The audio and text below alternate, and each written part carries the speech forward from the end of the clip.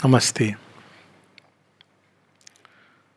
So, with Sri Aurobindo's birthday, and as we enter into the 150th birth anniversary of Sri Aurobindo, we look at his life from the vantage point of his poems. Of course, his life is well known in one sense and not at all known in another sense. So, if you look at his life from the surface, all the events are well known. He was born on this date, 15th August 1872. He studied in England, Cambridge, did very well, came to India, joined the Baroda Maharaja service, and then he entered into the revolutionary movement. There are some eclipsing period, like revolutionary movement he is drawing towards that movement starts when he is in England. Then 1902, the again that fire picks up.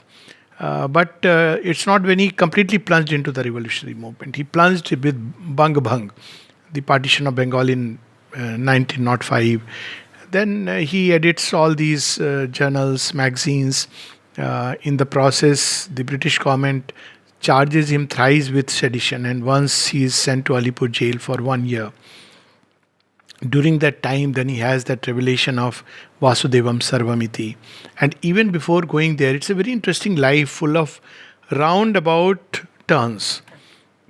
So if you look at his life in England, he's sent there by his parents so that he doesn't get even a jot about Indian culture. Why? Because if you look at that time, Indians were made to be convinced that they are nobody and nothing. All that our gods are all imaginations or animistic thinking, and the religion is very primitive. There was a time when even outside the cinema halls it was put that only dogs and Indians are not allowed. So it was a constant feeling of being low and fallen. So much so that many Indians started doubting themselves. If you see that age, even among the best, those who were among the best, they also couldn't imagine that there can be anything like a Pune Swaraj. And that's the time Sri Aurobindo spoke about it. So with that intention, he was sent there, baptized. His name was Aurobindo Ackroyd Ghosh. So Ackroyd was the name put by the family, where he grew up with all the teachings of the Bible, literally baptized. So he went through all these things, and yet that's the beauty of destiny, that when he comes back to India, he comes with a deep love for his motherland. See, that's the paradox of life. By staying away, sometimes the love only increases. So he was sent away, and being away from the country, he used to hear all that is going on. His father would also only send, because he began to realize that, it's not, things are not as beautiful as they appear on the surface.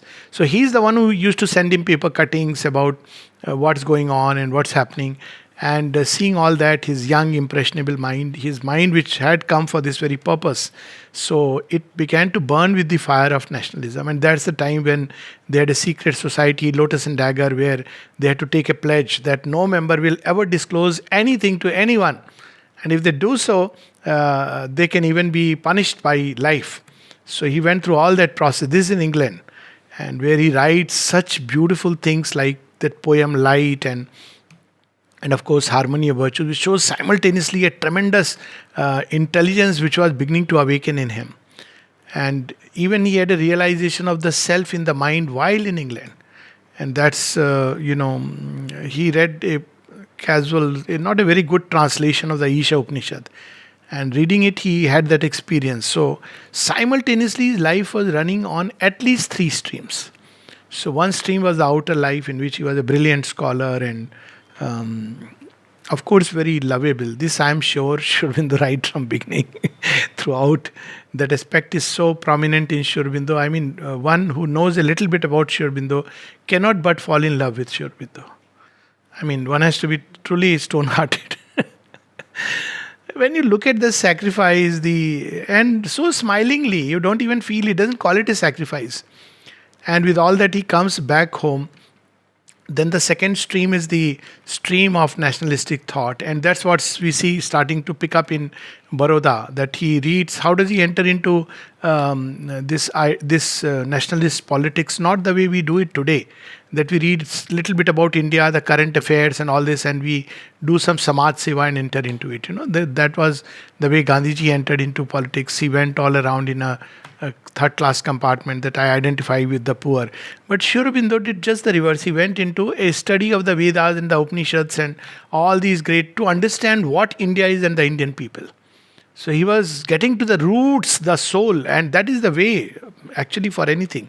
If you want to do good to the world, first find your own highest good, which is the soul, and as it is said, the self. So he followed that path, and then the third impulse, which is the spiritual streak, and they're all running together. As he lands up in at Apollo Bandar, he has another spiritual experience, a vast calm. So all these three things going together, and it's so beautiful that in his life we see them interwoven, just like Shri Krishna's life.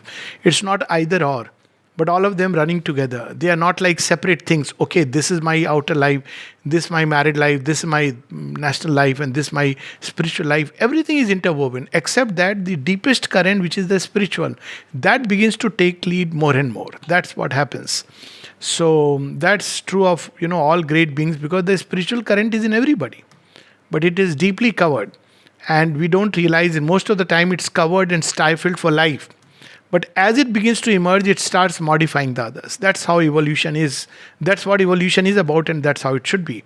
But most of us, including the society, does everything to prevent this spiritual current from surfacing in life.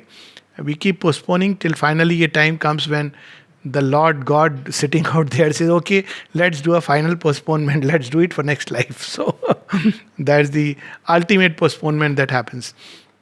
But with Sri Aurobindo, we see this third current emerging more and more to the surface. So from 1902, we see, along with this nationalistic feeling, there is the upsurge of the deeper spiritual impulsion, which leads him to practice of various kinds. One of them he mentions, but it doesn't mean he has done only that. Pranayam, which he did for 6 to 8 hours a day, and at the end he says all that it does is it opens doors to creativity and tremendous vital energy. The power of vision awakens, but he didn't regard it as actually a spiritual practice. So with all that, the Godhead in Baroda, when he experiences the Godhead surge out of his body, when suddenly it is going to meet with an accident. During that period, he travels to different places, has the darshan of Kali, World Mother, in a small little idol. If you go and see that picture, you can't imagine that somebody could stand before this and have an experience of the World Mother. But that's how Sri Aurobindo's life we see taking this turn, with the deeper current emerging more and more and coloring others. So you'll be surprised when Sri Aurobindo writes one of his speeches in 1907. He goes and speaks to an audience on Swaraj. He is called upon to speak on Swaraj. So he says, you have called me to speak on Swaraj, but I am not a speaker. He starts like that. I prefer writing. And then he says that in any case, I don't know what I am going to speak, because my speech is not prepared. I don't think about it, and I'm just an instrument of God. So we see that phase when, like a Jivan Mukta, I mean, that's the time he also has the experience with Lele Maharaj. Why? Because he wants, spirituality to liberate his country. Now we see that time this impulse was very strong in some of the leaders, and they use Ram Prasad Bismil, of course, Sri Aurobindo, Swami Vivekananda. Many of these people were deeply spiritually moved. Lokman Tilak, Bal Gangadhar Tilak, and all these people were deeply spiritual, and in their own way they wanted, that spirituality for the sake of the country. But with Sri Aurobindo, there were no halfway measures. So it was not like, okay, little bit of spirituality to help the country. He wanted to go to the extreme end. And very soon he began to discover that it's not just for the country that he has come, but the whole humanity is knocking at his doorstep. So that's how we see the evolution of Sri Aurobindo's divinity manifestation. That's why when in one of the letters, when he was asked about the mother's divinity from childhood, he said, yes, she was inwardly above the human even as a child. But it is not human becoming the divine, but it is a progressive divine manifestation that takes place as the instruments develop. So we can say the same thing about Sri Aurobindo. Of course, Sri Aurobindo is too modest to, say, the same thing has happened to me. But everything that applies to Mother equally applies to Sri Aurobindo, because he is also the divine in a human form. So then we see this deeper spiritual current taking over and going to a point where he sees, no, it's not just about redemption of India or liberation from the British, because what India will do with that freedom he could foresee. That's why he writes in one of the letters that, well, freedom of India is assured. But what India will do with its freedom is the problem, is the question that I am working at. Bolshevism, Gunda Raj, things look ominous. Now, equally, you must have seen this for the whole world. It's not only about India, because if you look at the whole world, so he could see all this and he wanted a permanent solution, remedy for this world. Not that halfway home remedy that, okay, world is bad, ye sansar kaante ki badi, bhaj govindam, bhaj govindam, bhaj govindam mod mate. Now that's it's a solution which is no solution. At best, it's an individual solution, if we can call it a solution. It's not a solution because it's like cutting off the problem. It's like you come to somebody that I have a problem, say there is no problem at all. But sir, I have a problem. Well, if you are alive, there is a problem. Imagine you go to a doctor and say, your life is the problem. If you are alive, doctor, what should I do? Well, I won't suggest anything further. Now, an escape from life, nirvana is like that. If you are upon earth, it's a problem. There will be either the karmic chakra or something. There are many chakras roaming around, and you are caught in that. So leave it. Leave this zone and go away. So it's not really a solution because you have not even recognized the problem. Why it is so, all kinds of fantastic theories from your karmas to God knows everything else, except who created karma, who created evil. No, don't ask these questions. Get out of this space. It's like, don't get into the technicalities of the human body. If you have a body, you will have illness. You just can't help it. So the choice was between leading an imperfect life and quitting life, which is no choice at all. So Sri Aurobindo was not content with that, because his life we see is always, right from the beginning, he says, in my life there is nothing like this worldly and otherworldly. Simultaneously he had these experiences going on, and that's what we will read ultimately through over a period of a number of months.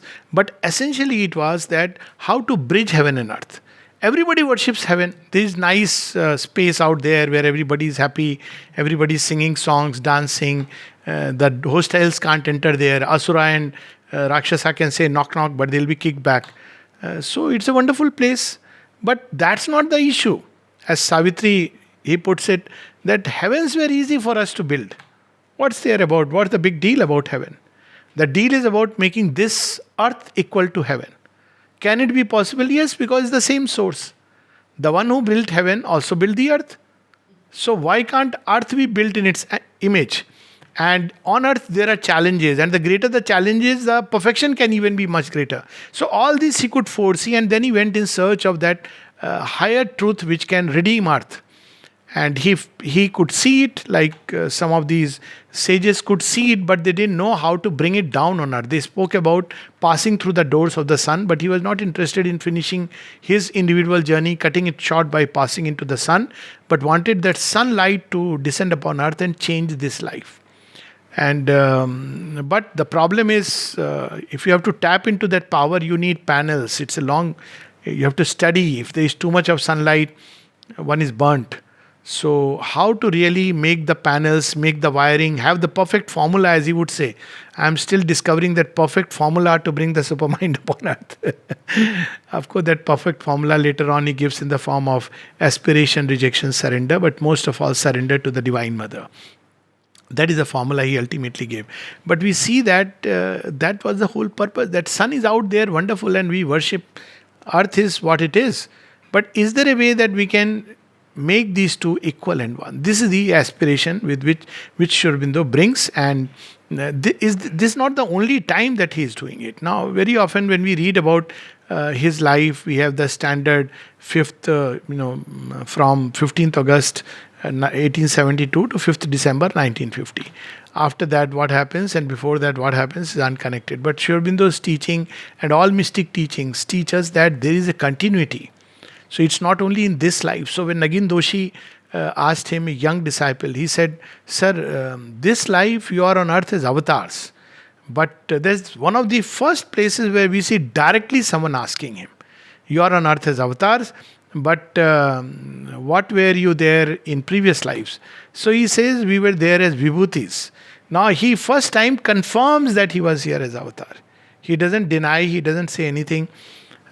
Even when somebody asked him that I have the strong faith that you are the divine who has taken birth in a human body as the avatar, and Sri Aurobindo says that follow your faith, it will lead you right. That was his gentlemanliness, perfect gentlemanliness.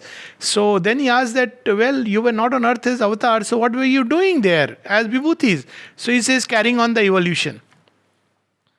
And then when he's asked, what does it mean, sir, carrying on the evolution? He says, to explain it, I'll have to write the whole history of mankind. So Mother and Sri Aurobindo, it's not there like suddenly appearing and vanishing. This is a disconnected way of looking at it. Sri Aurobindo and the Mother are the divine who has been on earth, toiling and laboring since the earth has begun. And Mother speaks about it very categorically. Whenever and wherever there was a ray of consciousness to be manifested upon earth, we were there. And she even describes that we were there when the first humans came. And she describes, was it this side, that side? And then she finally points to one side, which is what? Java man, you must have heard. She points toward Java. And of course, some people say Africa, some speak about the Javanese man. So that's where she describes that how they were there, Mother and Sri Aurobindo, to have the first humans emerge out of the animal kind. And she describes that it was a very beautiful life, material paradise. That's the word she uses. Why? Because human beings were in direct contact with nature, almost like an animal, but with the mind coming up, a mind which is seeking for higher things. But the moment the mind started developing the way we see today, it has created mazes after mazes and endless complications. All the problems and with no answers. The problem is that the answer lies elsewhere. Answer is there. But when we feel that the answer has to be at the same level where the question is, the purpose of question is to take us one step higher to find the answer. So we see that just before the divine comes upon earth, there is a lot of issues going on around that period, and humanity is seeking answers. And in response to that answer, the avatar descends. In Savitri, there is a very beautiful passage where Narada has come to Ashupati. No, before that even. Ashupati is having the Akashvani, his own higher self. So he is hearing, O force-compelled, powerful passage, O force-compelled, fate-driven, earth-born race, O petty adventurers in an infinite world, how long will you tread the circling tracks of mind around your little self and petty things, but not for a changeless littleness where you meant, not for vain repetition where you built. It's a long passage. It describes the human condition, what man is. Freedom he asks, but needs to live in bonds. A strange antinomy is his nature's rule, our nature's rule. And then it ends by saying that the gods are still too few in human forms. That, this is what he receives from above, that gods are still too few. Now, gods have to be created upon earth. And then he described, then like a shining answer from the gods, Savitri comes. So she comes as an answer of the gods. Yes, there are few, but there are some. And what is their purpose? One is the gods are laboring in this world to build life in the image of the divine. That is the purpose. So all the gods, when we look at the Vedic pantheon of gods, Ribhus, the artisans of immortality, who are humans who have become gods. Ashwins, they are the ones who want us to run the force of life to run harmoniously. That's why they are twins. And both the currents of life, the current that leads to an upsurge, what in modern medicine we would call it catabolism and anabolism, or sympathetic and parasympathetic. They are the ones who balance. They are in perfect harmony. So when they are in perfect harmony, the life is beautiful. This perfect health. So we have the Ashwins, we have Agni. So if Agni becomes too low, then, ancient times Ayurvedic physicians would touch and say, Agni is too low. Why? Because we have spent it off, destroyed it in various activities. Prithvi, the element that holds things together, it should be strong and stable basis.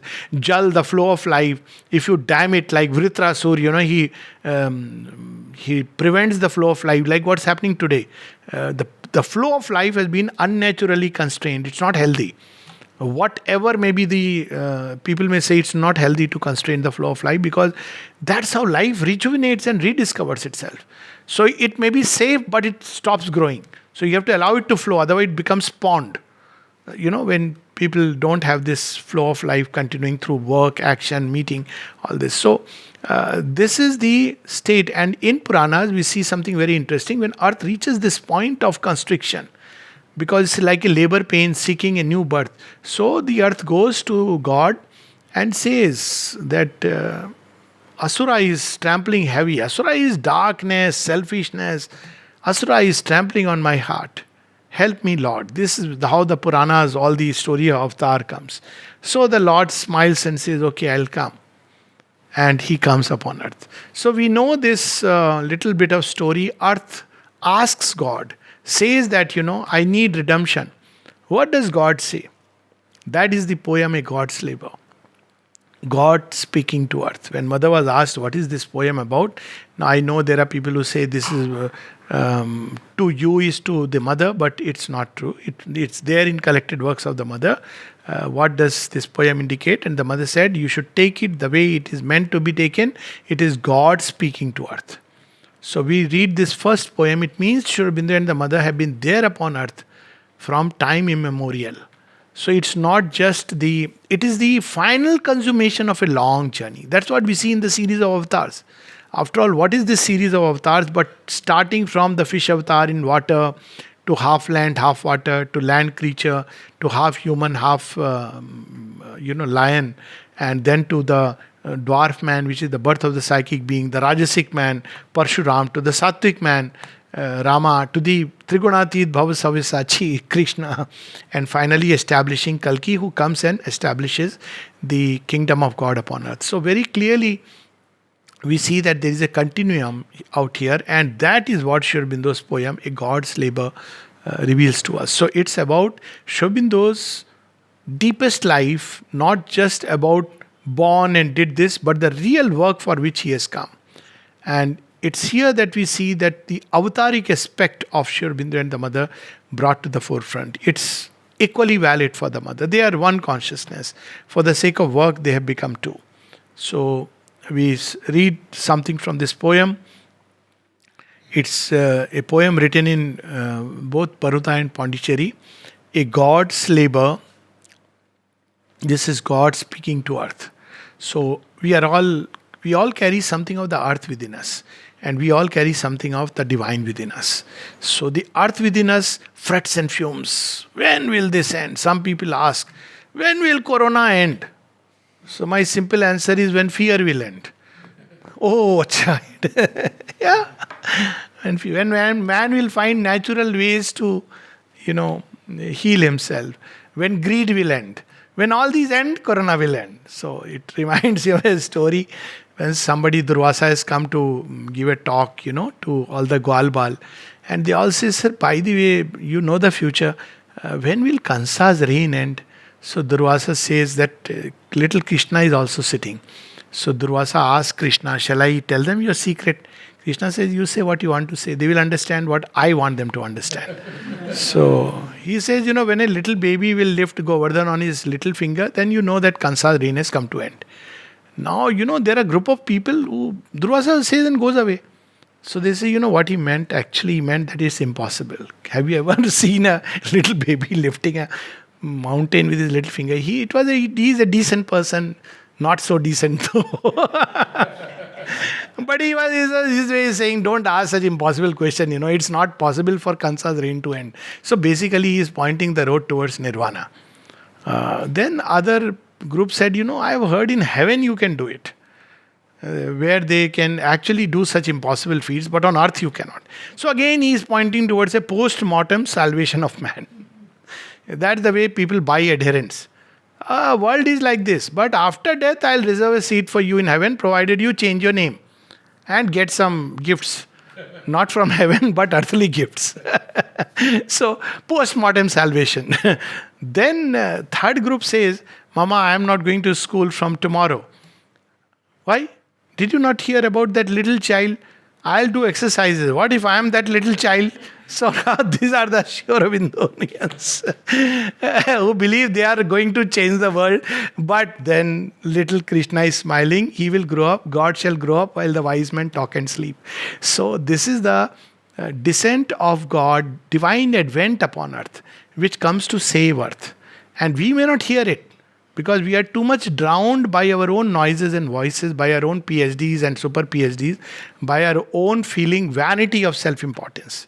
And yet God speaks and earth listens. A voice ill heard shall speak, the soul obey. A power into minds in a chamber steel. So this and beauty conquered the resisting world. So he speaks to earth. Why is he speaking to earth? Why not to man? Because man is like that. The moment he says, I have a dream for you. What dream have you done for me? See my children. He has not got admission here. Man will question 100 things. So Sri Aurobindo did the best thing, that he wrote it in Savitri. Now you keep on reading and let your... So people ask, sir, where is the process given in Savitri? What do I have to do? Do I meditate? No, read Savitri. That's enough. How can it be? Sir, is there a solution for my child? He is studying. I want him to come first in all the grades. Sir, Savitri, will it answer my question? So man will ask these things. So God will have a very tough time. He will surely run away. So he speaks to earth and the earth listens. Mother says that the first beings who will respond are simple human beings, and the flowers and the animals. Man, he says, oh, but those people who have worked upon themselves, very difficult. She says they are the last people who will respond. They will respond, so there is hope. So this is God speaking to earth, a God's labor. So what is God saying to earth? And this is Sri Aurobindo's life. It begins from there. He is not speaking for the first time, but from times sempiternal. This is the labor that he is engaged in each avatar. A little step toward this realization of this dream. Now comes the time for fulfillment of the dream. That comes toward the end. I have gathered my dreams in a silver air. Silver is the white expanse of the spiritual realm. Just as gold is supermine, silver is the spiritual realm. So he says, I have gathered my dreams in a silver air between the gold and the blue. Blue is the higher mind, and supermind is gold. Now, in the spiritual consciousness, I brought my dreams and wrapped them softly, not very tightly. You just have to do a little and it will open up. And left them there, my jewel dreams of you. I know I have dreamt something for you, but I have left it there. Why haven't you brought it right here? Because matter is not ready. Very often people ask, why didn't Sri Aurobindo write in very simple words? He has written, by the way, all letters on yoga are in very simple words. But the reason is that he wants us to at least, though it is a soft package, but do a little effort to open it. Read their works. So it's a little bit of effort. He has brought it so close. So he tells the earth that I have dreamt, I have my dreams for you. And what the dream is, Mother writes in that famous, in volume 12, it is there, a dream where he says, what is her dream for earth and humanity? That is the dream we should actually follow and work towards its fulfillment. So he says, I have dreamed of you and I brought it from the supramental. So supramental is the transcendent state. There it can remain. It's beyond time. It can remain for eternity. So he says, I have brought it down and placed it into the spiritual realm, within the realm of the cosmic possibility. So it's bound to manifest now. See, this is how creation proceeds. From the Purna Pragya, the Hiranyagarbha, he takes those dreams from the transcendent, a selection. And then it goes through the Swapna state, all the layers of consciousness. Then the waking, the last step. So he has already brought it. He's saying, I have done that. Brought it from that inaccessible realm and placed it softly and laid them bare, my jewel dreams of you. What is the dream? Why does the divine come on earth? If he has to just, give us some progeny and school admission and all, he can do it from there. He doesn't need, or there are countless vibhutis. You don't even have to be vibhutis. Even if you want some wealth, even asuras are there to give you wealth. So why does the divine come upon earth? He comes only to link matter with the divine. Because for that, he has to take a human body. No vibhuti can do it. So when he takes a human body, he joins matter to the divine consciousness. And that's what he says. I had hoped to build a rainbow bridge, marrying the soil to the sky. By the fact that the divine takes a human body, he leaves matter with the memory of the divine contact, quivering with his touch, with his ananda, with his light, with his truth. And when he goes away, apparently what we call as going away, matter receives and matter remembers the touch. It is bound to respond because it is now gone into imprint. That is the beauty of matter. Somebody beautifully has said, doing is remembering. So You try to understand the typewriter or the computer, this thing code, all in the mind. See how many days it will last. It evaporates. Same, all feelings in the mind, they will evaporate. Thoughts in the mind, they will evaporate. But put them into practice and you see it will stay. You read about ideal love, keep it in the mind, wonderful. And at the first moment when you have the opportunity to practice it, you don't practice it. So what happens? It will always remain a dream. Oh, world should be like this, but it is not. But the moment you put it in matter, matter receives the imprint. Even if it fails, yet the imprint has gone and it is bound to over a period of time express itself. That's the beauty. Of course, reverse is also true. If we imprint all kinds of things on matter, which are not, poor matter has to suffer because of that. So that's the what he is speaking of. I'd hoped to build a rainbow bridge. Now, rainbow is many colored, so this bridge is nature. Rainbow always indicates, So, this is a bridge between soil and the sky. So, if you see the rainbow, it comes for a short time and vanishes, but many colored hues. It's so beautiful. Even a moment's touch of, link between the heaven and earth can fill life with such wonder and delight. Marrying the soil to the sky and so in this dancing planet midge the moods of infinity. I don't want ek rasta. Ek rasata, not rasta. I don't want uniformity. I don't want that everybody should look alike, think alike, speak alike. If I wanted that, I would have made such a world. I delight in diversity. The delight of oneness in a delight of many-foldedness. That's what this earth is for, unity in diversity. So, moods of infinity. Each one of us represents a mood of infinity, an aspect of infinity. And that's what makes life wonderful. Like a big cosmic puzzle where if each one does what we are meant to do, we bring the whole earth a little nearer to solving the puzzle. You see, in a puzzle, when you have a 5,000 piece puzzle, each piece that you find and keep at the right place makes the puzzle easier. That's all that is required by us. To do that which we are meant to do. So he says moods of infinity. Now each one will express different mood of infinity. Infinity, Shiva is Rudra. And Shiva is also Ashutosh. When he comes in Rudra Bhav, everybody is. Krishna is the Gwal Bal and the, Murlidhar, Baake, Bihari and Bansidhar. And Krishna is also Chakrapani, Kalosmi Bhava, and many things in between. But too bright were our heavens, too far away, too frail their ethereal stuff. But what we brought to earth, it's too bright. Man wants something which is concrete, too frail. What have you brought for me, Lord? I have brought ideal love. Sir, can we tone down a little? I just want love from my wife or husband, that would do. But they are untransformed, they can't give you ideal love. You embody it within yourself. That is a possibility. Sir, you mean I have to do sadhana to find perfect love? Yes, my child. You can't get ready-made stuff from outside, no? Is there a way, sir, I can give some dollars and get something like this? Sorry. Too ethereal. Who cares about perfect love, flawless happiness? Flawless happiness, no. There should be shadows. If you don't have pain, people have philosophy. If you don't have pain, how will you worship God? A God who creates pain for his worship has to be a monster. It's so simple. Whether you call it karmic law or anything, if a God deliberately creates pain so that you worship him, human beings will be better then. So he says, but too bright were our heavens, too far away, too frail their ethereal stuff, too splendid and sudden, our light could not stay. The roots were not deep enough. So we are so much living on the surfaces of life. The roots are not deep enough.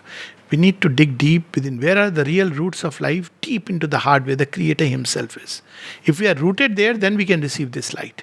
If we are living in the surface mind, vital, then it will be always this doubt, that possibility, this 101 things. So it could not stay because there were very few people who are rooted deep within, in the depths of their own being. So the roots were not deep enough. See, this too frail, the ethereal stuff. I mean, of course, this is an exception. But otherwise, you ask an average youngster and their parents and teachers, what is your dream? All dreams are big money, big success, success defined by money and position. Poor youngster, he is not even allowed to dream for himself. And many of them bring beautiful dreams to earth. Imagine if a youngster says, I want to be a poet. Take him to a psychiatrist. I want truth. My God, what have you read? Too many talks on aroma or this, that site. I want divine love. Please, get married. After that, you think about divine love. I want bliss, peace. That you will get after retirement. This is our approach. So, too frail our ethereal stuff.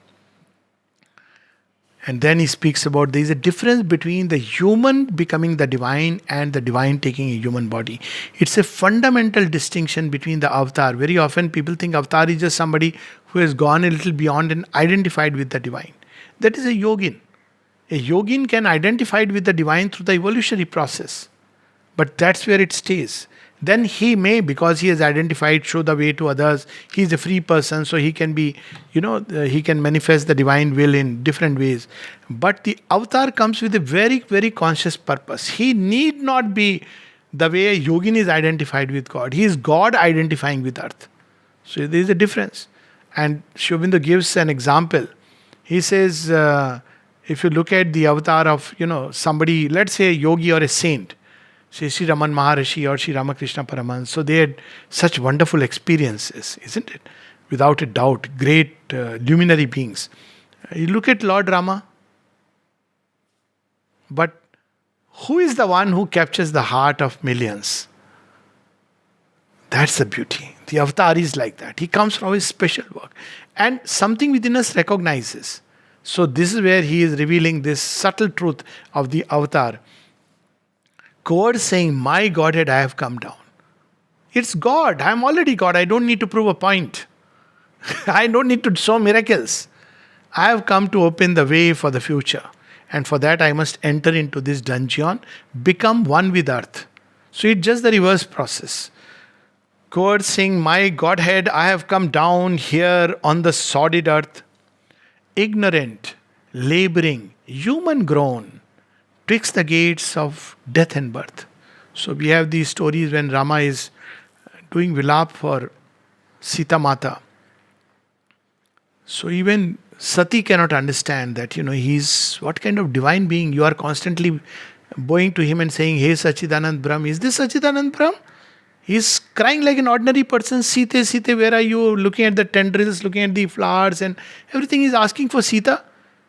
So I think you have smoked a lot. And Shiva says, well, what I smoke is the different somras of Ananda. But the intoxication that you have, the intoxication of avidya, that is far more dangerous. So Sati says, no, but I am going to test. And he says, don't try this. But she comes to test the divine. How can Rama be God and do this? And she assumes the form of Sita and hides a little bit in the shade of trees. He is searching for Sita. He will see me and say Sita. But look at the difference. Those who are bewildered, who recognize by forms, they are fooled. That is avidya.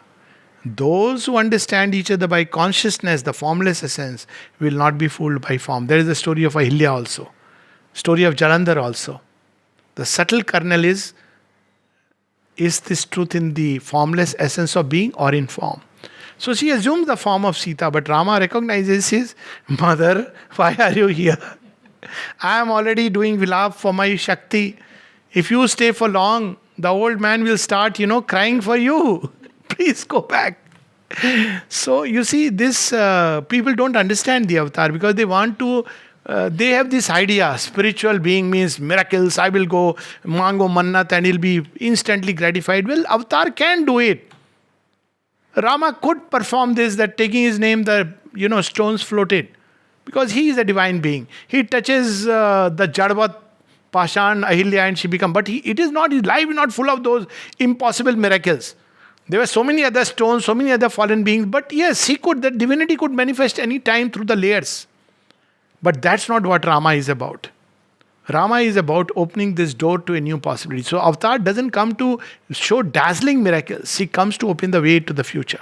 This we must remember. That's what Gandhari says. Krishna, you could have easily averted the war.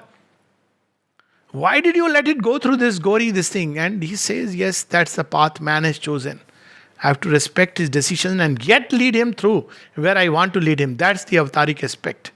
That nothing, nobody, even Bhishma, Drona, Karna, none can stand before my will. But you can choose a path. You can embrace me as a lover and I'll crush your ego and manifest the life divine. Or you can embrace me as a wrestler like Chanud and Mustik did and Kansa himself, and you'll be destroyed anyways. Which way? So you have the delight of being the lover, or you have the delight of annihilation or the pain of annihilation, subsequently the delight. So he says that I have come and I have entered the gates of death and birth. So he seems to die, he seems to be born like us.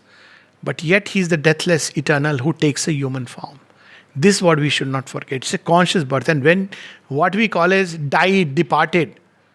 In a meeting I had a lot of people, but Sri Aurobindo is now died and things like that, So where will we seek guidance, all these things? And so I asked them one question. See, you are 80 people right now present. Tell me, Krishna is dead. Those who believe in it, raise your hand. Everybody is quiet. I said, okay, Christ is dead, raise your hand. Nobody is raising it. I said, do you think something in your heart tells you it's an impossibility? It's something which your heart contradicts. Say Krishna is dead, you just can't say it. Your voice will stop, your thoughts will stop functioning. How can one can become completely crude and speak like that, like a stone. Then you can speak. Otherwise, something within us says that no, this truth of Krishna, the truth of Rama, it continues and remains. The form goes away. So the same thing applies to Sri Aurobindo, so that his consciousness, his being, his personality remains upon earth. So he has entered into the gates of death and birth. Look at it. Look at the play of words. He is not saying twixt the gates of birth and death. That's our human. We as human beings will say like that. But how is the divine saying? Twixt the gates of death and birth. For him to enter here and take a human body is death. Because his Godhead, that splendor, all that he has to cramp and adapt to the falsehoods of earth nature. So it's already a death. And birth, the limitation. So look at the beauty of the way he uses with what perfection and finish the words. I have been digging deep and long. How long, sir? Life since earth began. I have been digging deep and long mid a horror of filth and mire. Sir, where are you? You must be sitting in supermind and you don't know where we are. No, sir, you are still on earth. I am in the subconscious filth. When mother was, one day, one crow had done droppings and she was cleaning, and she was asked, Dhuman bhai rushes, mother, I'll clean it. Oh, my child, this is nothing. Every day I have to clean the filth of human consciousness. And we want to do mother's work. This is the mother's work. To clean this, at least to clean this filth a little. If we cannot, at least to be cheerful and happy. So difficult. He says, if you can remain cheerful and happy, you are helping me in my work. Rest I will do. I have been digging deep and long mid a horror of filth and mire. This is a prayer of the mother. If you read it, 1937, the last prayer which says, for the sake of thy work, I have sunk into the depths of hell. And then she describes the depths of hell. What is it? Where there is ingratitude. There are people who have everything in life and yet there is that, oh, I don't have this, ingratitude. Gratitude is the measure of the psychic opening in man. Ingratitude. Faith is spent. Faith is not born. So we have that story in, Kali Yuga where Parikshit sees a bull with 3 legs broken. One leg is there. He says, what is this? He says, I am Dharma. I am standing on one leg only. What is that one leg? She says, faith. All the aspects, devotion, all this is gone. Only the yajna is gone, tap is gone, faith, shraddha. But even that is not there in hell. Hope is not there. There is only fear and greed and lust for power. This is hell. He says, I have entered there. Why I have entered there? a bed for the golden river song, a home for the deathless fire. I want to bring that fire here. Now we understand the deeper sense of Bhagirath's tapasya. What is Bhagirath's tapasya?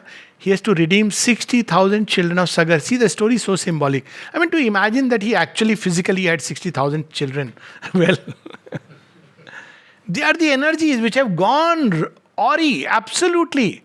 They enter into that Patal Lok, where Kapil Muni is, because subconscient you have to only witness. So he's witnessing that nature. And they go there and they, all Indra's plan. But it turns out ultimately for good. And they mock at Kapil Muni. So, Kapil Muni eventually, opens his eyes when it don't underestimate the power of a witness Purusha. Don't take his immobility for cowardice. The day he opens his eyes, beware, all 60,000 is smashed. They all pulverized into, ashes. Now, that is not the purpose of creation. Kapil Muni could do it because he is seeking otherworldly withdrawal from world. But they have to be redeemed. They have to be transformed. So, Sagar says, what do I do? Solution is bring down the Ganges, not have more children and it's okay, 60,000 are gone. You can have another at least 2, that is good enough. No. So, the story is symbolic. Bring down Ganges, higher consciousness, purifying power. Ganges is born out of the heart of Vishnu. In great devotion and faith, when he looks at Shiva dancing and Brahma keeps it in his kamandalo. So, who will, Jatadhari, Gangadhar, he receives the Ganges. The rest of story is well known. And as she comes, where does Ganges go first? See the story? She enters into Patal. She becomes Patal Ganga. That's where the problem lies. So, this transformation to be really, really rooted deep has to enter into the subconscious and change things there. So in this yoga, you see that people, when they undertake the yoga under the yoga Shakti, when the subconscious comes up, all the past habits, tendencies of earth nature, not just individual, because then you are no more an individual the way we understand an individual, that narrow bandwidth of do's and don'ts. The subconscious nature come up and it's has to be changed. It has to be persistently offered. So he wants to change it right there, not just on the surface, Lipapoti. But this doesn't mean that we say, oh, then it's good. Let me take a dip into the subconscious. When Sri Aurobindo was asked this, he said, my God, my child, nature will give you enough opportunities. Don't have to raise up troubles. Already there is enough trouble in our subconscious. Don't, in the name of yoga, I will go through everything and say, I am another experimental being in the laboratory of God. That is not to be done. It will come when it has to come. And these are things which come after walking the path very long, when you are rooted in the light, not otherwise. So he says, I want to bring the deathless fire here, golden river song. Now it is another Ganga, Swarn Ganga. So this is the Swarn Ganga project of the divine. So not only on earth, but deep inside, because the roots of matter are in the subconscious. That's why matter acts by habit. Physicists call it law, but there is no law in the quantum world. Not the way we understand. Yet it's by law. Matter has this tendency. You put it in a groove. You set the earth spinning and it spins and spins and spins and spins for billions of years. And everything in matter acts. That's why the human body, once you form a habit, very difficult to break it. Because that's how matter operates. So he says it can only be changed if the supramental Ganga comes and changes things in the subconscious. He knows the real problem. I have labored and suffered in matter's night. This is real night. To take an earthly body itself is night. Why? Because we don't know where the light is. We don't know where the soul is, the authentic light. We don't know where the sun of the divine self shines. I have labored and suffered in matter's night to bring the fire to man. Why I became human? So that human beings can get that fire which can bridge through the contact with me. But the hate of hell and human spite are my meed since the world began. See, his birth is not only now, since the world began. So when Rama comes and says, I want to humanize the monkeys, I want to change the Asura, and questions are raised against him and Mata Sita. They have to be separated. World is not ready. When Krishna comes, says, I'll give freedom and delight. You don't have to do anything. Listen to the call and dance to the flute. Few listen. But the rest, there is Mahabharata. Now Sri Aurobindo comes. Something similar. He says that human beings, but sir, are you sure? Is there a supermind? Shankara did not say this. The mother at one place says that each avatar is the forerunner of a more perfect future realization. But men have a tendency to deify the avatars of the past in contradiction to the avatar of the future. Now, again, Sri Aurobindo comes with this message, and his message meets the same resistance as of those who preceded before him. But tomorrow will prove the truth of his teachings and his work will be done. So he says that man returns, hate of hell. Why have you come here? We were leading a very easy, comfortable life. Now, the moment you say yoga, that means have to put some effort, aspiration, rejection, surrender. Sir, why are you saying all this to us? We were having a nice life. We believed in some religion, going to temple, bowing down. Why have you disturbed our life? Hate of hell. The forces which are darkest. See how Sri Aurobindo, can you imagine being dragged by the British Empire officials from his residence to the Lal Bazar police station? Can you imagine? That day, the doom of British Empire was written in the book of the gods.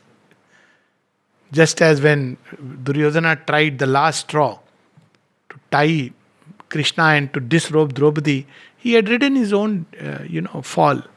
The day Ravana dared to touch Sita, his fall was certain, unless he transformed. So British Empire was doomed because the way it dragged Sri Aurobindo. Of course, one of them said, no, he's very educated, don't have to drag him, take him nicely. So, by drag it means that they are walking fast. So keep pace with me without respect.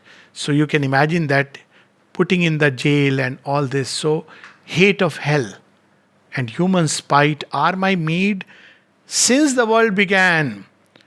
Why this happens? For man's mind is the dupe of his animal self. Dupe. It looks like brilliant, intelligent, but duplicate is the animal mind with a greater cunning. That makes it worse.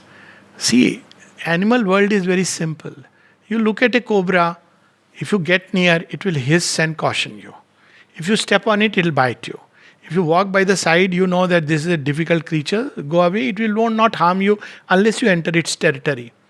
But man, he will be very smiling, very nice and says, sir, you are wonderful. You are the best person in the world. And Mukh mein Ram, Bagal mein Churi. Afzal Khan. So you have to meet like Shivaji. Whole history of humanity, Battle of Plassey. You see, its history of humanity is like that. Deception and all kinds. And human beings seem to enjoy. They think it is very clever. I'm not saying that if there are situations where but cleverness for using deception for personal profit and gain, selfish purposes. So cleverness to save yourself from a difficult situation where enemy has surrounded you, and that's it. What is called as divine diplomacy. You have to come out of that impossible situation, but use cleverness to make profit, make gains. That's what happens today. So man's mind is the dupe of his animal self, and therefore it becomes worse. If it was just the animal self, it's okay. You see, some primitive human beings, they are fine. They will use uncouth words, and you stay away from them. But when the uncouth inside, barbarian inside, uses sophisticated words, says, sir, please enter. You're welcome. But the eyes on your wallet, that's dangerous. Huh? So a pickpocketer, this man looks like a pickpocket. He picks your pocket, but he doesn't hack into your, entire banking system. So man's mind is the dupe of his animal self, hoping its lust to win. It believes that my lust will win. Since time sempiternal, that somehow my greed, my strong desires, world is made for this. It is meant to serve my desires. That's why God created animals, so that I can enjoy and eat them. That's why God created the world, so that I can use its resources. He harbors within him a grisly elf, enamored of sorrow and sin. As if man wants to lead an unhappy life. Sorrow, enamored of sorrow. That's why some of these tragic songs which begin and end in tragedy. अरे end में तो कुछ ले आओ अच्छा note. मेरा ऐसा जिंदगी, my life is like this and that, and at the end, Okay, fine, life may be starting like that, but end it on a beautiful note, give it a positive turn. That's what is life about. Enamored of sorrow and sin, the grey elf, this is the being inside, the elf, the adverse forces, which are all the time on the watch, shudders from heaven's flame, and from all things glad and pure. Only by pleasure and passion and pain his drama can endure. After listening to all about the supermind, somebody asked the mother, Mother, is it true that in the supramental world we won't need to eat food? Yes, my child, you won't need to eat food. Mother, then what will be the joy in living?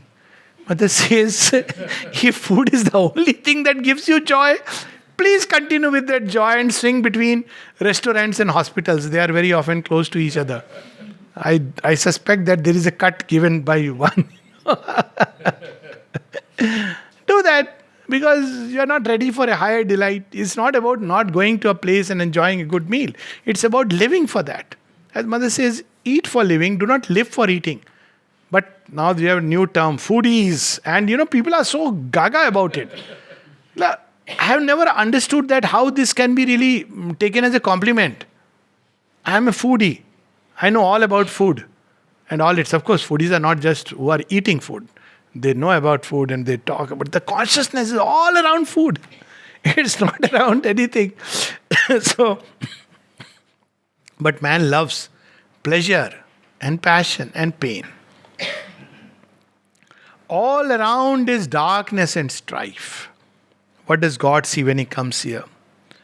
For the lamps that men call suns are but halfway gleams on this stumbling life, cast by the undying ones. All these that you see, this mazar and that makbara and that prophet and that somebody went by, halfway gleams. Do they really solve the real problem of life? They don't even understand it. Forget about solving it. But that's convenient. Why? Because when I go to this, hamari mannat puri. At the end of the day, हमको क्या मिलेगा? Man wants to go to God. What are you going to give me? And when God says, well, first I'll take away from you. Sir, my purse? No, purse is not what I'm interested in. Okay, you have relief. Sir, what will you take away from me? Ignorance. Then people don't know ignorance. Okay, ignorance I'll give you. What else you'll take from me? I'll take away your desires. Now comes a problem. Sir, desires make me happy. What will move me in life? I'll achieve nothing. I'll have no ambition. Sir, are you sure you're going to take this away? Yes, my child, you must empty the cup to receive the new thing. Okay, we'll think about it and get back to you. Of course, people get back in the hope that anyways there is a divine power. Kuch to milega. So halfway. Now this is even when the divine comes. And many times he goes to all these places which are nothing but halfway gleams. Even with divine, they want only this much. It's like going to the King of Kings, who can just, if he wants, make you, in his council of ministers. But you say, give me some 100, 200 rupees. And I'll come again after 10 days and ask from you. And he'll say, okay, fine, I'll tell my outside, there's a man standing. You can tell him and take it. That's not how the divine operates. But for the lamps that men call suns are but halfway gleams on this stumbling life cast by the undying ones. Read many of these books and people compare this philosophy, that philosophy, and then they talk about Sri Aurobindo. I just wonder, have you really read? Have you really thought about the problems of existence? What are the real issues? It's not about comparing thought and philosophy and vijnana and jnana. The problem of man is that we are still subject to disease, error, suffering, pain, evil. This is the real problem. What is the solution to it if there is? What is the cause of it if you know it? Man lights his little torches of hope. You see, candlelight. So we light his little torches of hope that lead to a failing edge. That light hardly illumines a little bit. A fragment of truth is his widest scope. And in his pilgrimage. So what is an inn? Inn is just a place where we go to rest and for a while, for a maybe a night we stay or a few place. So he calls it pilgrimage. So this also, we go have this to pilgrimages, Badrinath and Kedarnath, and we look for a place to stay for one night, and after that, stay for 1 week. Then we start missing the cell phone, the people, the food, and everything. Stay in one of those dharmashalas where hot water is given by the person, and after 1-2 days you say, "Achhe darshan ho gaye, now let's go back."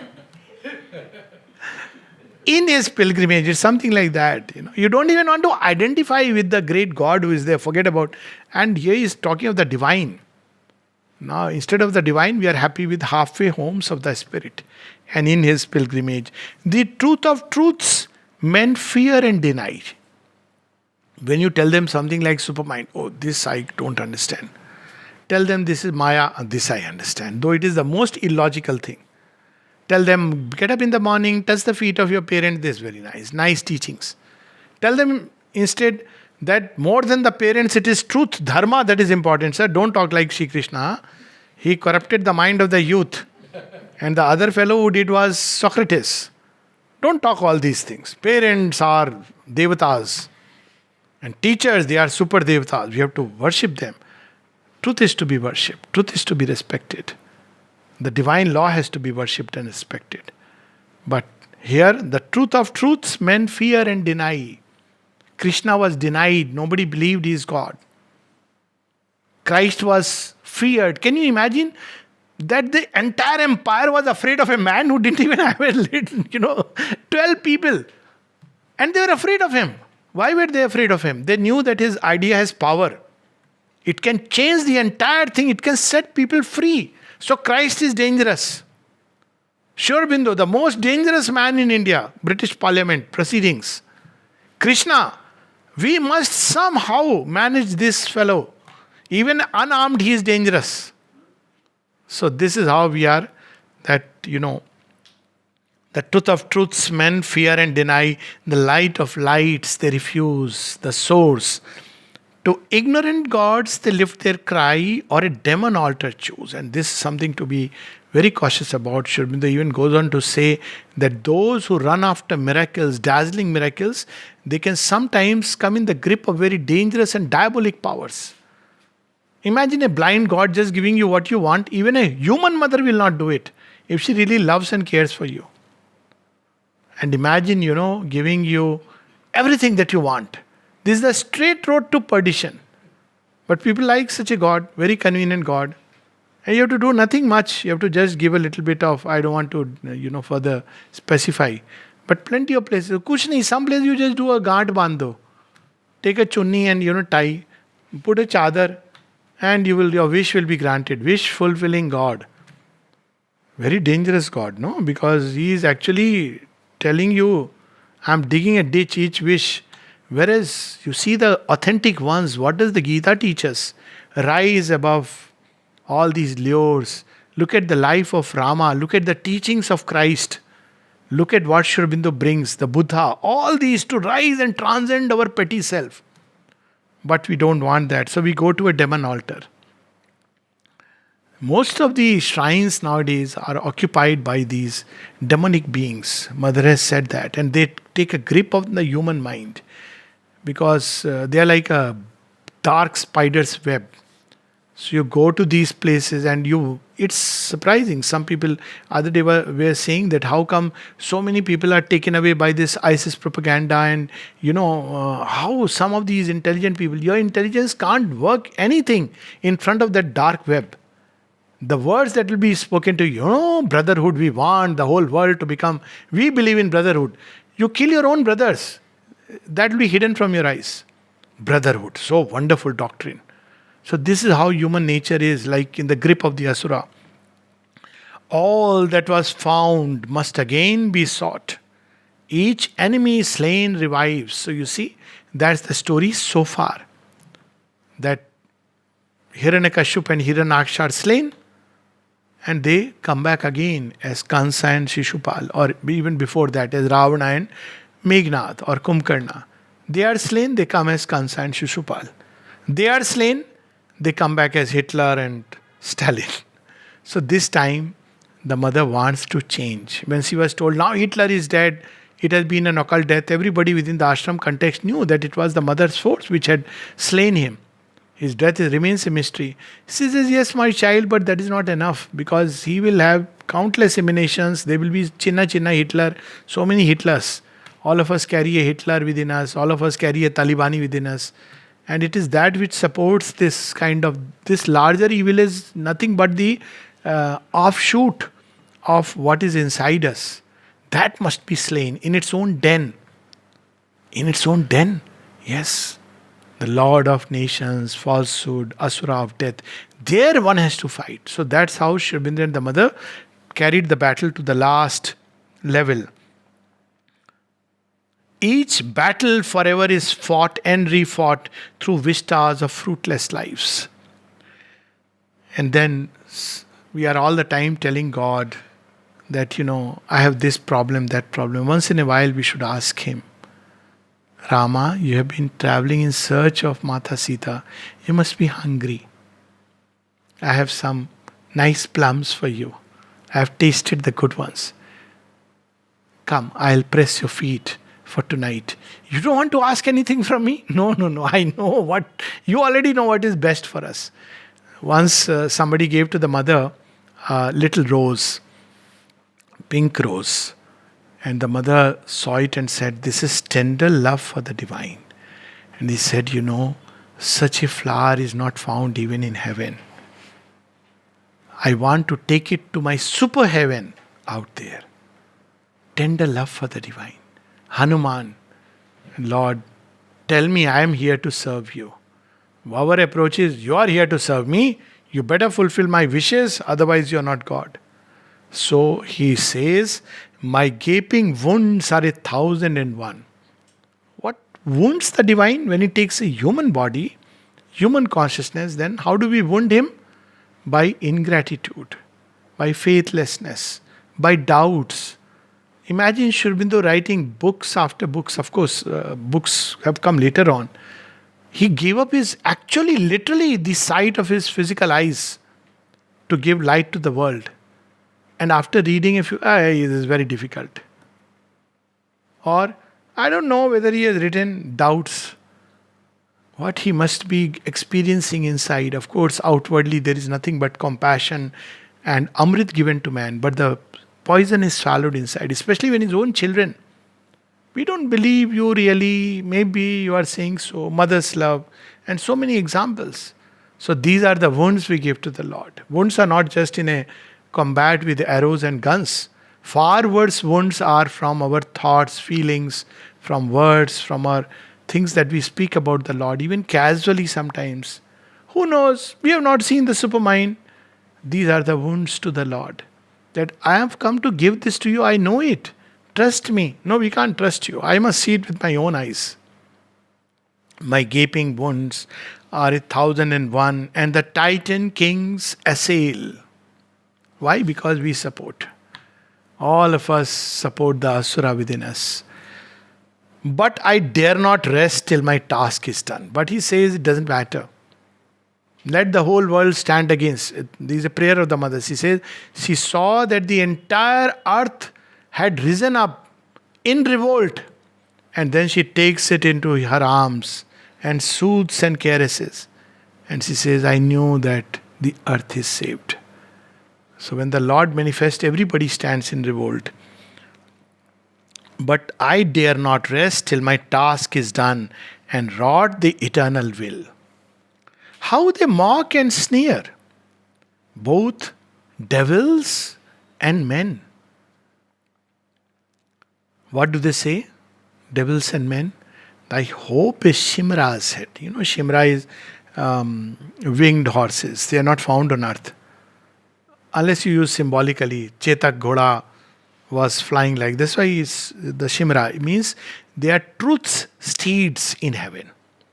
Where your thoughts, when they are luminous, even human thought, if it can become luminous, then it can run with that kind of intensity and force and light, not just intensity and force. So Shimra. So he has foreseen hundreds of years, thousands of years into the future. But man says, thy hope is Shimra's head, painting the sky with its fiery stain. Thou shalt fall, and thy work lie dead. That all that you are saying, it is all vain. One day you will also fall, and your work will be lost. There is nothing. Show us the supermind right now, in spite of Sri Aurobindo's letters. Physical immortality is the last crown. Mother saying it will take thousands of years, at least 1,000 years, for the new race. Still, I want it instantly, because we live in a McDonald culture. We don't have that patience to wait, and wait with trust, endure the journey, the passage. Who art thou that babblest of heavenly ease and joy and golden room? To us who are waves on inconscient seas and bound to life's iron doom, we are born to live, born and die. We are nothing, bubbles. And you want to tell us, give us a dream of supermind and the supramental race and the new creation? Who are you? Showing us these kind of imaginations. This earth is ours, a field of night. Let us live our life our own way. Let's enjoy, eat, drink, party, be merry, take debt, don't return it. Charvak Siddhant. Please don't quote and misquote. Charvak said this, no, that you take, eat, drink, be merry, take lot of debt, never return it, because there is no afterlife. So he says that's what a lot of people believe in it, the way they fool people. They ask money saying this, that, and at the end of the day it's all gone, because Charvak is not a man but a way of life. And that's the reason he is accepted in Indian thought, so that people know that there is a way of life like that. People call it philosophy. It's a way of life which India included in it, so that people are conscious that there is a dupe sitting in the name of a philosopher. But people think that he was a great philosopher. Now that's their problem. This earth is ours, a field of night, for a petty flickering fires. For a petty flickering fires. How shall it brook the sacred light, or suffer a God's desires? Look at the line, suffer. What is God's desires? Perfection upon earth. Perfect love. Flawless happiness. Perfect truth. Oh, this is too much. Thodi khushi, thoda gam. Our range is little happiness, little sorrow. Family, that's happiness we can think about. Don't ask us to think of cosmos and earth, too big for us. So what do? Come, let us slay him and end his course. Then shall our hearts have release. After that we'll build a church around him and we'll have lot of lectures. But first we must slay him. If he remains, it's dangerous for our freedom. Come, let us slay him and end his course. Then shall our hearts have release from the burden and call of his glory and force, and the curb of his wide, white peace. That peace that prevents us from, leading our life in all kinds of directions. This is too much. So if he is gone, we will have a sigh of relief to live our life the way we want. So this is where the Asura ends, the demons and men, or men under the influence of demons. But the God is there in my mortal breast, who wrestles with error and fate. He has come to do that. When Champak Lalji told Mother, Mother, you are standing so long for darshan, your feet are getting swollen. Mother, you must take some rest. Mother smiles and says, but my child, I have come for this. But the God is there in my mortal breast, who wrestles with error and fate, and tramples a road through mire and waste for the nameless immaculate. This God does not rest. He wants to have a passage, immaculate, the pure, achyutam, akshitam, that is immaculate, the perfect, pavitra, in the highest sense. I want to bring that purity of the divine here, beyond name and forms, because the moment you have name and forms, it becomes diminished. So he's saying, for the nameless immaculate. A voice cried, "Go where none have gone." Where is the problem? Problem is in the dungeon. That's where the children of evil, mother of falsehood and darkness, you have to go and meet her. How? She will not come. Because if I go as light, she will not come. Veil the light and go and say, "I want to marry you." Carrying in my breast God's deathless light, I came a dark and dangerous heart to woo. Sri Aurobindo's poem, Pilgrim of the Night. A voice cried, "Go where none have gone. Dig deeper, deeper yet, till thou reach the grim foundation stone and knock at the keyless gate." That's where the inconscient. Subconscient we know, but inconscient you just don't know. Knock at the keyless gate.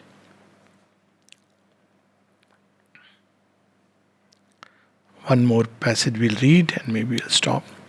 I saw that a falsehood was planted deep at the very root of things, where the grey sphinx guards God's riddle sleep on the dragon's outspread wings. Maybe this will do tomorrow. So I'll stop with this. A voice cried, "Go where none have gone. Dig deeper, deeper yet, till thou reach the grim foundation stone and knock at the keyless gate." Now, in every avatar's life, we see that there is a battle between what is conventionally called as good and bad, but it's not between good and evil, but between truth and falsehood. And if we look at it from the deepest standpoint, it's the superconscient and the inconscient. So, inconscient is the shadow of the superconscient. So, that's where the real battle lies. So, if that can be taken care of, then earth and human life would flourish very beautifully. So, that's the solution that Sri Aurobindo gives. I mean, there is a responsibility of man, but man is not the sole responsible person on this planet because he is not the creator. So, with regard to when we look at Sri Aurobindo's yoga, he accepts that the ultimate burden, the last buck, it stops with the divine. And since creation is essentially an extension of the creator, the solution also has to be found by the creator. Now, this doesn't mean man can act irresponsibly. Man has a role, and his role is to align himself with the creator rather than with the forces of ignorance and darkness and falsehood. Now, the whole yoga is tailored toward that. As we have seen, that when the demons and men, very often men, echo the voice of the demons, they throw doubt, despair, darkness, evil. When the divine beings come to give us the cross, the crown, we pay it back with the cross. So this must stop. Man must align himself with the divine, with faith, with surrender, with aspiration, accept the possibility of a greater life, and thereby find the road further. The divine leads, but he does not push us. He doesn't drive us like that. He leads us, he guides us, he carries us, provided we are willing to be carried. So this is we see that this is the main issue, and the avatar has this higher self with which he communicates. So on one side he has become the human, at the same time he doesn't cease to be divine, and this greater self gives this invitation, or rather this challenge, this guidance. A voice cried, this is the voice of his own higher self, "Go where none have gone." So while it applies to all avatar, at some point they have this kind of command to go in a certain direction. They are manifestation of the divine, but each of the manifestation, each of the avatars, it takes a certain station of consciousness. And as is the plane of consciousness, so is the possibility of acting upon earth. So the shadow it can tackle is commensurate with the station of consciousness it takes. Now Sri Aurobindo takes the station of consciousness, his station is the supermind. Therefore, the entire difficulties of the earth can be annihilated. It's not that other avatars could not do it. They are all divine. Gurus are all divine. Ultimately, even human beings, every bird and beast and stone is divine. But that is truth of the essence. But when an avatar comes, it is a certain power with which he is armed. For instance, Rama, though divine, Rama had to lead the animal man into a more rational, more sattvic, more illumined humanity. That was Rama's purpose. So he takes that station in the illumined mind. Whereas Buddha, when he comes, he has to take humanity still further out of the manifestation. He has to take humanity out of the manifestation. This too can be done by taking station in the illumined mind. So, depending upon the kind of work avatars, the same divine takes his station at a plane of consciousness and thereby limits his actions and his powers to that. Though deep within is the same divine. So, this is a mistake often people make, that all avatars are the same, so what does it matter? Yes, all are manifestations of the divine, all are conscious descents of the divine, yet each takes a certain station depending upon what the previous avatars has built up and takes on from there. And the greater, the higher the station, the greater the challenge and the greater the difficulties. Actually, it's just like in human beings, the shadow is equal to the possibility of light within us. So here we see the supramental avatar tackling right with the inconscient, which is the ultimate bedrock of all the difficulties and problems that we experience, all the evil, all the falsehood. And so he gets the command, go where none have gone. Dig deeper, deeper yet, till thou reach the grim foundation stone and knock at the keyless gate. So what does he discover when he go there? When he goes there, I saw that a falsehood was planted deep at the very root of things, where the grey sphinx guards God's riddle sleep on the dragon's outspread wings. So he is describing the inconscient at the very root of things, where the grey sphinx. Now, grey sphinx is the shadow of the golden sphinx. So the golden sphinx is, the great goddess, the world mother, but in the Greek mythology, you see like that. She holds the secret of creation, and it is she who lets us pass into the beyond. So the shadow of the golden sphinx is the grey sphinx, which carries the word that can slay the soul. So we see where the grey sphinx guards God's riddle sleep. Why it's a riddle? Because in that state also God is there, but God is asleep. Meaning thereby he has entered into a state of utter unconsciousness on the dragon's outspread wings. So dragon, again we see dragon is used in both sense. On one side, dragon is can be seen as a powerful divine energy. On the other hand, we see that the dragon is a representative of the power of the inconscient as the great serpent which can fly, which can constrict everything. So this is where Sri Aurobindo goes into the very root of things. Now here there is a very riddling sentence that I saw that a falsehood was planted deep. So who planted the falsehood? Now this is very interesting, where in the larger scheme of things, in the greatest scheme of things, this resistance itself has been something which has been planned and willed. So why it is planned and willed? It is planned and willed to make the creation far more perfect than it could have been without it.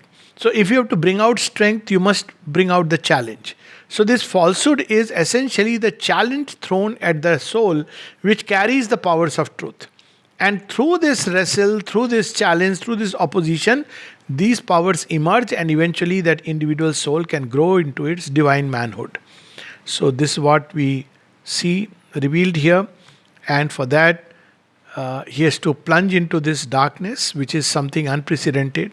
We hear about yogis taking off from the mind and going into the higher realms. We hear about great masters operating from the higher realms. But as far as the lower world is concerned, they leave it to fate, forces of fate, of karma. They don't interfere. They say we cannot interfere. This will carry on. This is another kind of management. But here Sri Aurobindo goes right into these depths.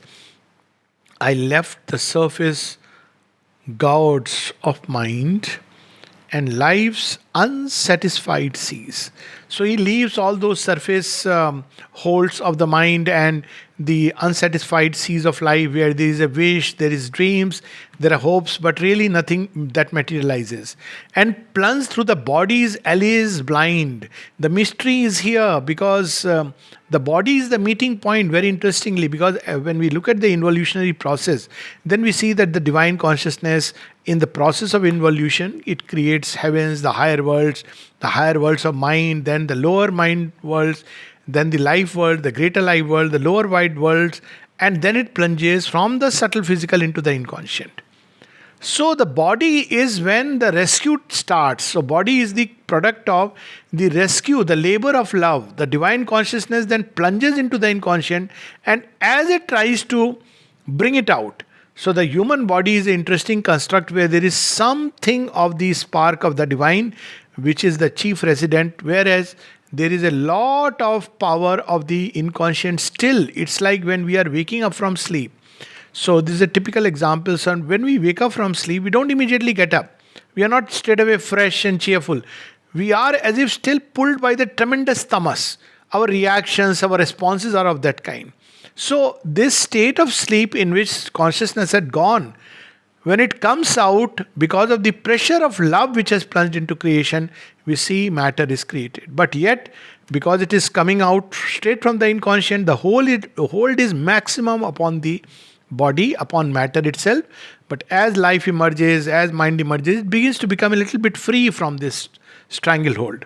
Though still the shadow is there, right up to the rational mind, we see the shadow is there. From the higher mind onward, the shadow begins to change a little bit. Yet, this whole field is under the shadow, but in matter, upon matter, the grip is very, very hard, very strong, iron grip, lead in grip. And that's why we see that matter does not readily respond to the higher consciousness. This is the reason why when people are sick, unwell, they pray to God. It takes time because matter is impervious. Even to change one law upon earth, which is rooted in matter, is very difficult. So that's where he has to plunge and plunge through the body's allays blind to the nether mysteries. This is the route he takes. Through the body cells, into them. And from that, right into the atomic, molecular, and the subatomic worlds, he enters into the inconscient doors. I have delved through the dumb earth's dreadful heart. Dumb is here completely without any intelligence, without any awareness, without any voice, and that is the heart which is as hard as stone. And heard a black mass bell, where all these powers of darkness are called, invoked, and gathered together. I have seen the source whence their agonies part, and the inner reason of hell. So the inner reason of hell is precisely this, to oppose the plan, and by opposing, interestingly, to justify, to help, to justify the entire emergence and to facilitate the complete perfection, which wouldn't have been without the opposition. Above me, the dragon murmurs, moan, and the goblin voices flit. I have pierced the void where thought was born. I have walked in the bottomless pit. So, this shadow, this inconscient, is also infinite. That's why one should never try to test it, and if one gets caught into it, it's like a quicksand which sucks us inside. So, it's a bottomless pit, and its typical symbol is hunger, which is coming up from this void or the abyss. So, this hunger never gets satisfied, and out of this hunger, the desire is born. On a desperate stair my feet have trod, armored with boundless peace. Desperate stair because beyond that you don't get the sense of any further step. It's like a plunge into the inconscient. Bringing the fires of the splendor of God into the human abyss. So we see this story somewhere around 1946, around that time, when Sri Aurobindo was bringing down the supramental, but it was very difficult because the human consciousness was not ready. And at that point of time, instead of blaming man, he actually entered into the inconscient because he saw that is the root. Same experience the mother describes much later in the agenda. In her 59 message, we see that, where she saw that why is humanity not responding to the divine consciousness, and she enters through the mind. Now, mental inconscient is far worse, because mental inconscient has become very rigid, well formulated, well organized. Its doubts are very powerfully established. So she enters through these jagged edges of the mental inconscient, through which the inconscient gets its voice, the voice of the devil, as one can say, and goes deep inside into that abyss. But of course, below the abyss, she sees the seeds of the new creation lying in the spring of the new creation, which is held within the inconscient itself. So this is the experience which mother describes in great detail, with reference to a message where she speaks of, at the very bottom of the inconscience, she goes deep inside and through a very stifling passage, and there she comes across an almighty spring which throws us up, and that contains the seeds of the new creation. So something very similar. We see now these seeds have been buried since the very beginning into the bed of inconscience. Each avatar comes to release it a little. It gets entangled, it gets lost, but these are divine seeds, so they'll never really die. So they just wake up a little bit. So each avatar comes and pulls it a little bit closer to the surface by awakening within it the dream, divine, the real idea with which it has come. It is embedded within it. So he goes there with what armor? Armored with boundless peace.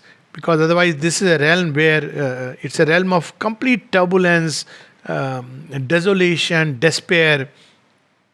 He who I am was with me still. So, this is the difference. When a man goes into the pit, he goes helpless. He doesn't know where he is going. There are people who enter into a state of despair and even lose their life. But when the divine goes into that, he is still the divine. He goes into it, faces the grim battle in real earnest, but he does not cease to be divine. That's why he can do the work. But all the battles that are fought are real earnest battle. I mean, he could be harmed, he could be injured, but he is conscious of that divinity and thereby he enters into it. He who I am was with me still. All veils are breaking now. I have heard his voice and borne his will on my vast, untroubled brow. So these are the veils in which the seed is buried, and these are the veils that prevent man from reaching the divine and uniting with him. So he is the one who is rending all the veils and tearing all the coverings so that the earth and the divine can become one. The gulf twixt the depths and the heights is bridge. So this is the rainbow bridge that he comes and brings for earth. The gulf twixt the depths and the heights is bridged, and the golden waters pour. This is the supramental Ganges entering into the earth, and below, down the Sapphire Mountain, rainbow ridged and glimmer from shore to shore. So Sapphire Mountain always indicates the ascent of the physical consciousness, and sapphire where the luminous mind, it is touching, and it's a mind of light which is touching upon the earth, and this becomes the bridge from where the connection is made between that part and the other shore of boundlessness, which is the supramental world. What else has he done? Heaven's fire is lit in the breast of the earth, and the undying suns here burn. So there are several descriptions of the sun. One of the description is Martand, he who is hidden in the darkness and is struggling to come out. That's a real battler.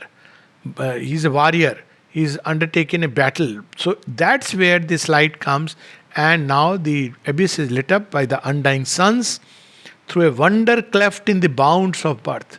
All birth is a limitation, but there are within it clefts. There are within it pauses. There are within the movements of time pauses through which God can let in. And there are within this configuration of space and the matrix, there are clefts, there are gaps through which the divine consciousness can enter. The incarnate spirits yearn through a wonder cleft in the bounds of birth. The incarnate spirits yearn. And then he describes what is there in great detail given in Savitri. I saw the omnipotent flaming pioneers come crowding down the amber stairs of birth. So here he describes it in few lines, like flames on the kingdoms of truth and bliss. Like flames to the kingdoms of truth and bliss. Down a gold red stairway wend. So from there, these are the new children, beings of the greater world, greater consciousness, who have waited for centuries. Some of these great yogis who wanted the good of the earth but could not, maybe in the Vedic age, maybe subsequently in different ages of mankind, who have waited for this moment to come down. Even the gods have waited to come down for this moment.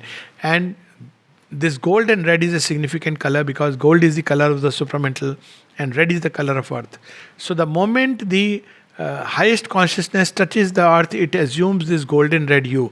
That's what we see in the morning sun. The early morning sun has this gold red hue because it's the first touch of the higher light upon earth. So it's described beautifully. Down a gold red stairway went the radiant children of paradise, clarioning darknesses end. So in this age we will see more and more gods. We hear the story of gods being born. So these are the radiant children of paradise, are the gods. And they are waiting for this moment. Now they are being born. They are incarnating, they are yearning for a greater light, and they are using even human instruments, even souls, psychic beings that are ready. They are fusing with some of these psychic beings and becoming powerful in their action upon earth. A little more, and the new life's doors shall be carved in silver light. So, silver light, as we know, is the spiritualization of life. So, a little more, and we will see that the human life becomes a truly spiritual life. By spiritual life is not meant a life of meditating monk. That's hardly life. That is running away from life. But a spiritual life is a life lived with a spiritual consciousness, where it is moved by a greater consciousness, where all the activities from sleep, eating, drinking, meeting people, going for a walk, playing a game, reading, meditating, speaking, listening, work with hands, everything is moved by a spiritual consciousness. That is spiritual life. But people have made a false antagonism between spiritual life and material life, wherein spiritual life is a life of meditation and withdrawal from the world, whereas material life is where we have we are drenched or entrenched in the material world. Truly speaking, this antagonism is false. A material life lived with a spiritual consciousness is spiritual life. Whereas a so-called spiritual life, people sitting for meditation, going for discourses, but lived with a material idea, material motive, is a material life. So, a little more, and the new life's door shall be carved in silver light with its aureate roof. So, once there is a spiritualization, then the next is aureate roof, the supramentalization of the rays which is waiting. So, we see these radiant children, the who will carry on darkness's end, is the psychic beings which are yearning for the greater truth. And then we have these gods which come and fuse with the souls that are ready, higher states of consciousness, higher beings. And then we have the spiritualization of life. And then we have the aureate roof, the supermind which is waiting to fully manifest upon earth. So this is a perfect program with its aureate roof and mosaic floor. So there is the multiplicity is preserved. It's not going to annul, but each aspect gets its divine place in the totality of creation. So that's the mosaic floors in a great world, bare and bright. So in a world that is bare of what? It reveals the divine. The divine is no more under veils. So bare, and the divine radiance, the divine bliss, the divine light, the divine love, it pervades this world, this material world. This is what will happen. So this final thing is the divinization. And then at the end, he tells earth, reassuring with a promise. So we have each divine being comes and gives a promise. So for instance, we see in the Bible, Christ giving a promise that I am the path and I am the way towards, a heaven upon earth, or a kind of salvation. Then we see Buddha. Buddham Sharnam Gacchami, Dhammam Sharnam Gacchami, Sangham Sharnam Gacchami. So he too gives a path. Krishna comes and he also gives a promise. Aham tva sarva papebhyo mokshishami masucha. What is the promise that Sri Aurobindo gives to the earth? And this is the promise. I shall leave my dreams in their argent air. So all the dreams he has brought to the stage of the spiritual mind, where they are being left. They are already now in the realm of the cosmic consciousness, and through a process of ascension of human consciousness out of the limiting mind, it will come in contact with these higher states which will start manifesting upon earth, for in a raiment of gold and blue. So gold, as we know, is the supramental. So the new dress for earth that he has planned in a raiment of gold and blue. Blue is at once the higher mind. Blue is also Sri Aurobindo's color.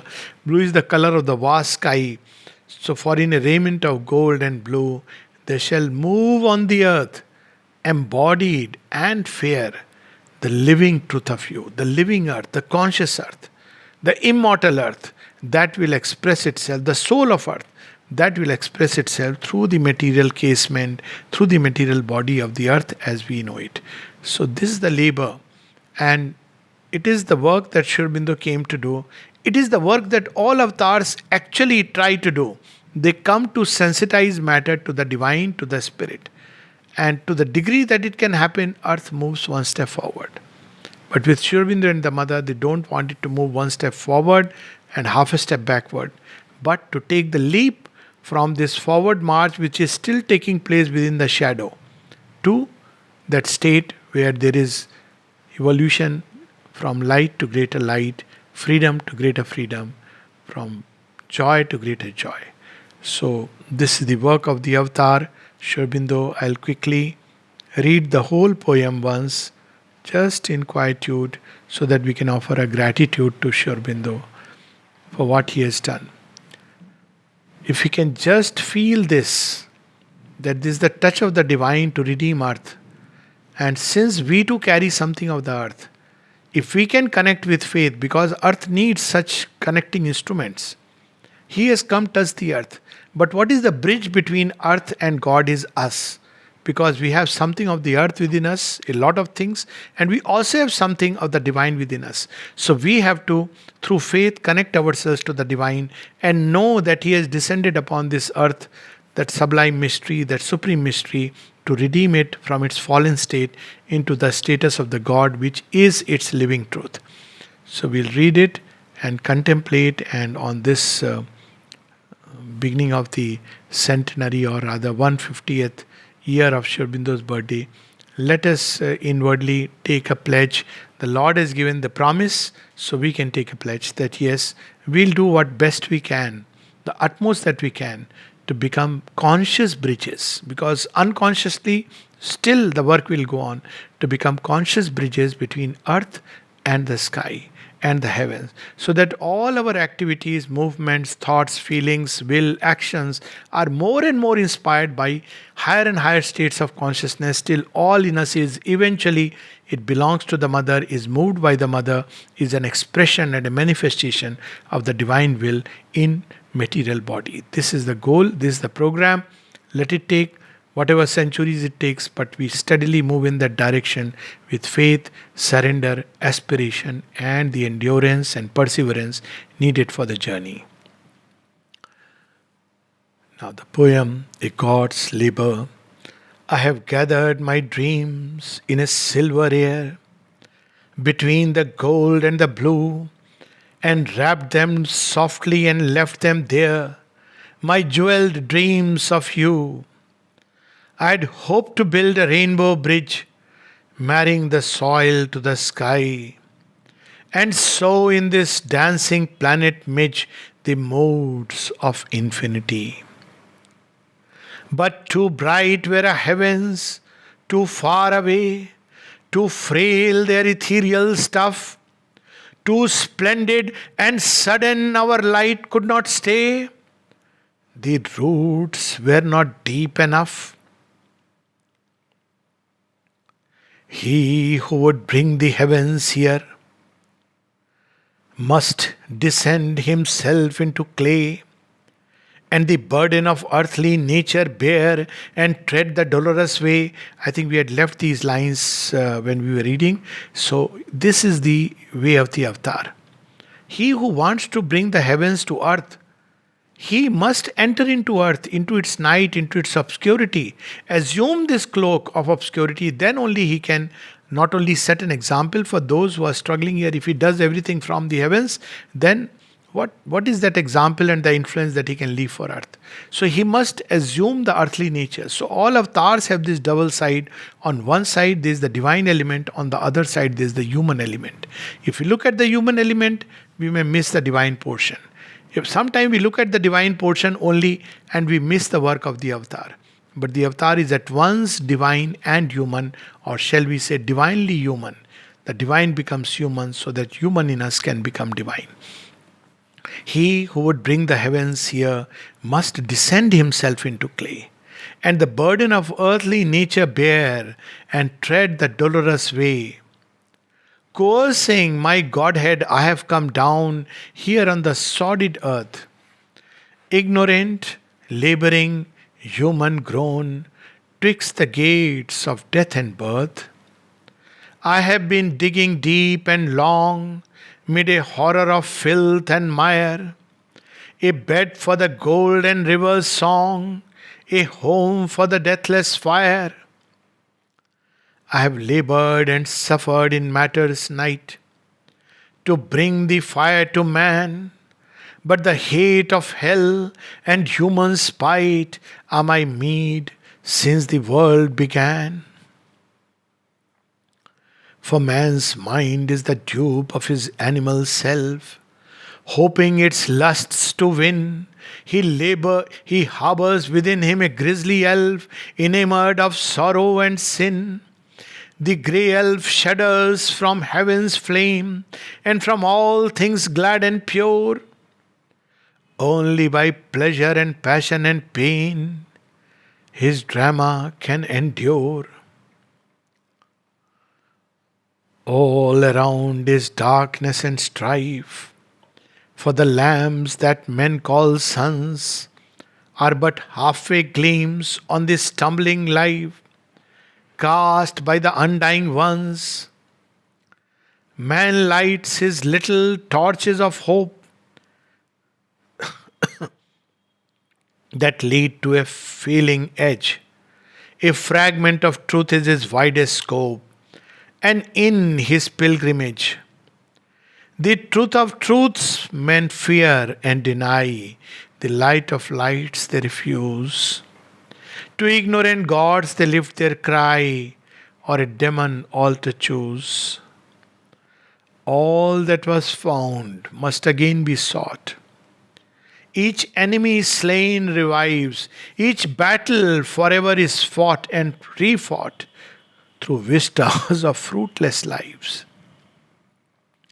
My gaping wounds are 1,001, and the Titan kings assail, but I dare not rest till my task is done and wrought the eternal will. How they mock and sneer, both devils and men. Thy hope is Chimera's head, painting the sky with its fiery stain. Thou shalt fall and thy work lie dead. It's an impossibility, Chimera. Who art thou that babblest of heavenly ease and joy and golden room to us who are waifs on inconscient seas and bound to life's iron doom? This earth is ours, a field of night. For our petty flickering fires, how shall it brook the sacred light or suffer a god's desires? Come, let us slay him and end his course. Then shall our hearts have release from the burden and call of his glory and force, and the curb of his white peace. But the God is there in my mortal breast, who wrestles with error and fate, and tramples a road through mire and waste for the nameless immaculate. A voice cried, "Go where none have gone, dig deeper, deeper yet, till thou reach the grim foundation stone, and knock at the keyless gate." I saw that a falsehood was planted deep at the very root of things, where the grey sphinx guards God's riddle sleep on the dragon's outspread wings. I left the surface gods of mind and life's unsatisfied seas, and plunged through the body's alleys blind to the nether mysteries. I have delved through the dumb earth's dreadful heart, and heard her black mass bell. I have seen the source whence her agonies part, and the inner reason of hell. Above me the dragon murmurs moan, and the goblin voices flit. I have pierced the void where thought was born. I have walked in the bottomless pit. On a desperate stair my feet have trod, armored with boundless peace, bringing the fires of the splendor of God into the human abyss. He who I am was with me still. All veils are breaking now. I have heard his voice and borne his will on my vast, untroubled brow. The gulf twixt the depths and the heights is bridged, and the golden waters pour down the sapphire mountain, rainbow ridged, and glimmer from shore to shore. Heaven's fire is lit in the breast of the earth, and the undying suns here burn through a wonder cleft in the bounds of birth. The incarnate spirits yearn like flames to the kingdoms of truth and bliss. Down a gold red stairway wend the radiant children of paradise, clarioning darkness's end.